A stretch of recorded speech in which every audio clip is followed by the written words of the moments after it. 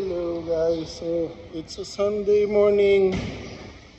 Day off ako actually, pero andito ako sa company. Ito naman kasi ng bakal nagkaroon ng problema kahapon.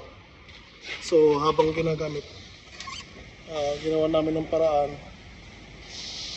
So hanggang kanina ng alas 2 ng madaling araw daw ginamit.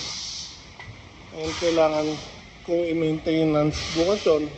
Regular naman mini-maintenance pero kailangan kong bigyan ng complete check-up bukas, maintenance. Ayusin ko nung naging problema kahapon.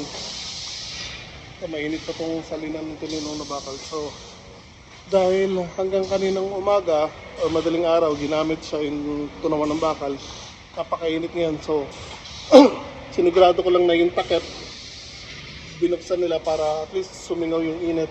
Dahil kung hindi nila bubuksan yung takip, bukas hindi ako makakapasok sa loob sa sobrang init nun.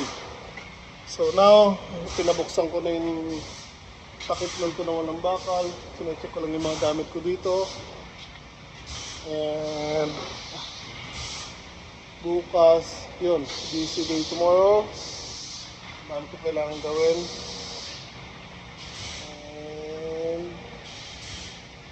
Yun, so now, again, nabuksan na yung takip doon sa mismong tunawan ng bakal.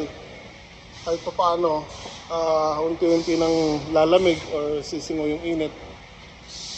Bukas, pagpasok ko kasi alas 6 ang usapan ng madaling araw.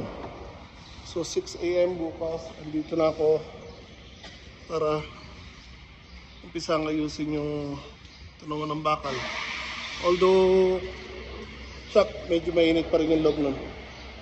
Pero at least hindi na masyado.